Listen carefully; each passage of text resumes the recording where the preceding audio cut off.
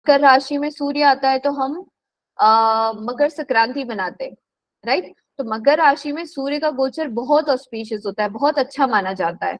उसके काफी कारण है, एक नहीं बहुत सारे कारण है। उसमें सबसे प्रोमिनेंट कारण है कि जब मकर में सूर्य देवता आते हैं, वो सूर्य उदय का समय होता है देवलोक में। ठीक है, देवता हमारे महीने देवताओं के एक दिन के बराबर है, और हमारे 6 महीने देवताओं के रात्रि के बराबर है। तो हमारे पास टोटल 12 महीने हैं, और वो 12 महीने सूर्यलोक और सूर्यलोक सॉरी देवलोक के अंदर दिन का और रात्रि का समय होता है। ठीक है, तो दिन कब शुरू हो रहा है? दिन शुरू हो रहा है, सूर्य उदय हो रहा है जब सूर्य मकर राशि में आता है, तब दिन शुरू होता है। ठीक है, इसीलिए बोलते हैं कि उस समय पर जो भी आत्माएं पृथ्वी लोक से जाती है, जिनकी भी मृत्यु होती है उस समय में, स्पेशली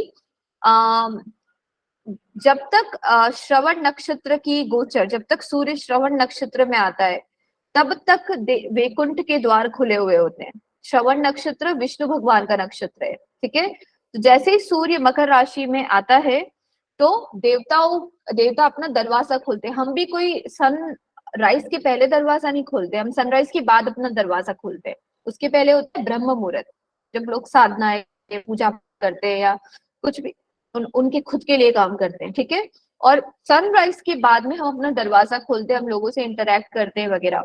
तो देवताओं के भी सेम एनर्जी है, जब उनका सनराइज टाइम होता है तब देवताओं के दरवाजे खुलते हैं और वैकुंठ का भी दरवाजा खुलता है। ठीक है, तो वैकुंठ जिनकी भी मृत्यु उस समय पर होती है ना, जब सूर्य मकर में हो, स्पेशली मकर के अंदर जो उत्तर आषाढ़ा नक्षत्र है और श्रवण नक्षत्र है, वो ड्यूरेशन मतलब आप मान लो 20 दिन का अंतराल जो होता है, उसमें मतलब 14 जनवरी को अगर मकर संक्रांति हम मना रहे 14 जनवरी, तो 14 जनवरी से लेके 5 फरवरी, जो 20 दिन का अंतराल है, तब सूर्य हमारा मकर राशि में अराउंड 20 डिग्री का होगा। ठीक है, और तब तक वैकुंठ के द्वार खुलते, इट्स द मॉर्निंग टाइम।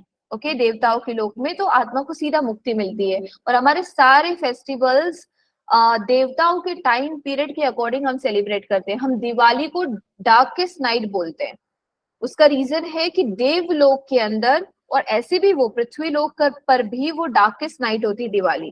ठीक है, बट देवताओं के लोक में भी दिवाली कार्तिक महीने के एंड में आती है दिवाली और वो देवलोक के अंदर डार्केस्ट ऑफ द नाइट होती है, और उसके जस्ट बाद में ब्रह्म मुहूर्त शुरू होता है देवताओं का। अंधेरा तो तब भी रहता है, सूर्योदय तो तब भी नहीं हुआ। जो नवंबर दिसंबर के जो टाइम होता है, वो देवताओं का ब्रह्म मुहूर्त का टाइम है। जैसे ही जनवरी स्टार्ट होता है 14 जनवरी, देवताओं के वहां सनराइज होता है। ठीक है, तो हम लोग शादी का मुहूर्त भी निकालते हैं ना। अभी आप एस्ट्रोलॉजर हो तो आपको शादी का मुहूर्त भी निकाला भी। शादी का मुहूर्त पंडित बोलते हैं कि देव सो रहे हैं, देव उठ गए हैं, इस समय मुहूर्त निकालो, उस समय मुहूर्त निकालो। वो फिनोमिना कहाँ से आता है? देवताओं से आता है। कि जैसे ही श्रावण महीना आता है ना, बारिश का महीना श्रावण, वो महीना आता है उस टाइम पर जब सूर्य कर्क राशि से गोचर करता है। कैंसर राशि से जब सूर्य जाता है ना, तब बारिश आती है, रेनी सीजन। और जस्ट अपोजिट जब वो कैप्रिकॉन में आता है तो जनवरी मंथ आ जाता है।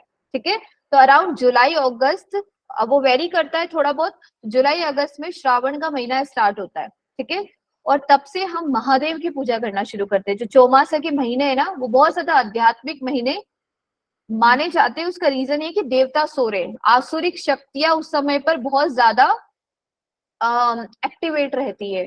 तो उस टाइम पे हम कोई भी ऐसा काम नहीं करते जो देवताओं के अनुष्ठान में आए। उन 4 महीने, वो जो चौमासा बोलते हैं, हम उन 4 महीने लोग फास्टिंग करते हैं, लोग स्पिरिचुअल रहते हैं, लोग स्पिरिचुअल क्रियाएं करते हैं, ताकि आसुरिक शक्तियां ज्यादा ना बढ़े। ओके, और वो श्रावण महीने से शुरू होता है, श्रावण के महीने में।